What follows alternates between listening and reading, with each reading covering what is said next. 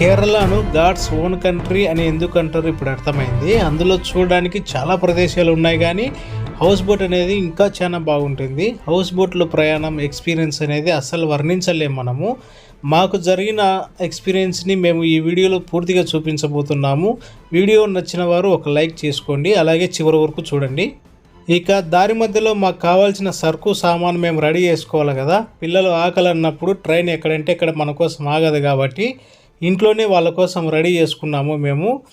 ఉదయాన్నే train time అయిపోతుంది, అప్పటికప్పుడు చేసుకోవడం కష్టం అని చెప్పేసి రాత్రి అంతా కూర్చొని నేను, మా వదిన, పిల్లలు, మా క్రాంతి అందరం కలిసి పెరుగన్నము, రవ్వ లడ్లు అయితే ప్రిపేర్ చేసుకున్నాము.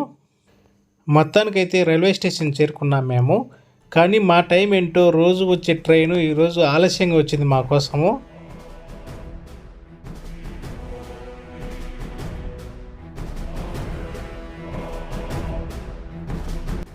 మొత్తానికైతే ఎర్లీ మార్నింగ్ కల్లా మేము అలపి చేరుకున్నాము. బెంగళూరు నుంచి అలపి రావడానికి ఒక రాత్రి అంతా ప్రయాణం పట్టింది.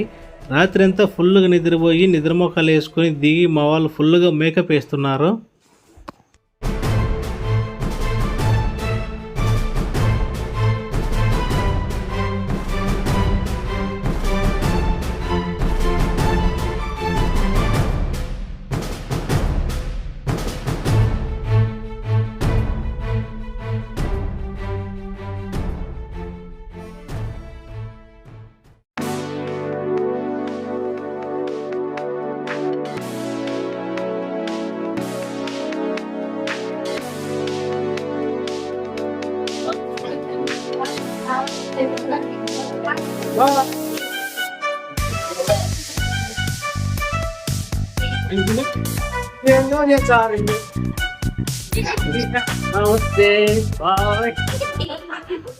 ఉదయాన్నే చలి ఎక్కువగా ఉంది అని మా పిల్లలు బాబాయ్ ఎక్కడైనా ఒక మంచి కాఫీ తాగుదామని ఈ షాప్కి తీసుకొని వచ్చినారు. ఇక్కడ ప్రదేశాలే కాదు, కాఫీ కూడా చాలా బాగుంటుంది. ఎందుకంటే కాఫీ కూడా ప్రసిద్ధి ఈ కేరళనే కదా. ఇక్కడ కాఫీ, టీ తోటలు ఎక్కువగా ఉంటాయి. అందుకేనేమో కాస్త చీప్గా దొరికింది కాఫీ మాకు.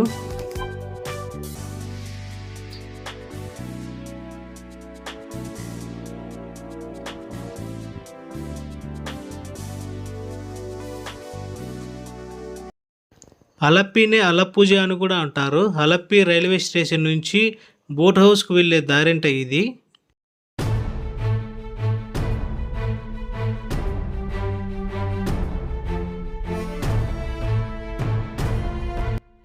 బోట్ హౌస్కి వెళ్ళే దారిలో రోడ్డు సైడ్లో కనపడే కాలువలో ఉండే నీళ్ళన్నీ ఇవన్నీ కూడా సముద్రంలో నుంచి వచ్చే బ్యాక్ వాటర్ అంట ఇవి.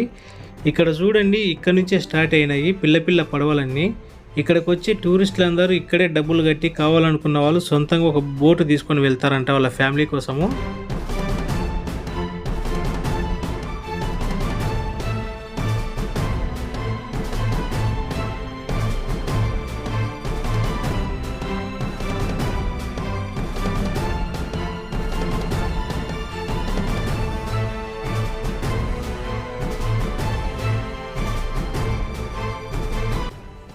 బోట్ హౌస్కి వెళ్ళాలంటే ఇక్కడ నుంచే మనం బయలుదేరాలి. ఇక్కడ ప్రభుత్వమే ఇదంతా నడిపిస్తుంది.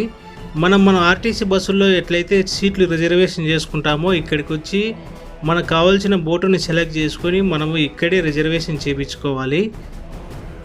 తెలియని వాళ్ళు లేదా కొత్త వాళ్ళు వస్తే కొంచెం ఇబ్బంది పడతారు, ఎందుకంటే లాంగ్వేజ్ ప్రాబ్లం. మనం ఏం చెప్పేది వాళ్ళకి అర్థం కాదు, వాళ్ళు చెప్పేది మనకు అర్థం కాదు. మాకైతే అట్లాంటి ప్రాబ్లం ఏం రాలేదు, ఎందుకంటే మా బ్రో ఇవన్నీ కూడా కోఆర్డినేషన్ చేశారు. ఇక్కడికి వచ్చిన తర్వాత మనం వెయిటింగ్ చేసే హాల్ ఇది. ఇక్కడే మనం వెయిట్ చేయాల్సి ఉంటుంది. రూములు కావాలన్న వాళ్ళకు పైన రూములు కూడా ఉంటాయి, స్పెషల్గా మనం రిజర్వేషన్ చేసుకోవచ్చు.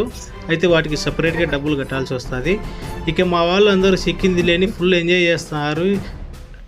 ఇక మనం ప్రయాణం చేయవలసిన బోట్ అయితే ఇదేనండి.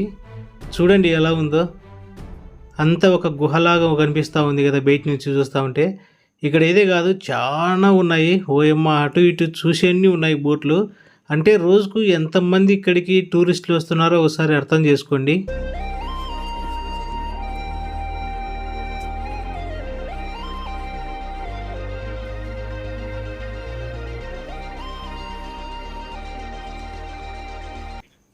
బోట్ హౌస్లో ప్రయాణం నెక్స్ట్ వీడియోలో అప్లోడ్ చేస్తాను, ఎందుకంటే లెంత్ ఎక్కువ అవుతుంది కాబట్టి ఇప్పుడు కొంచెమే పెడుతున్నాను.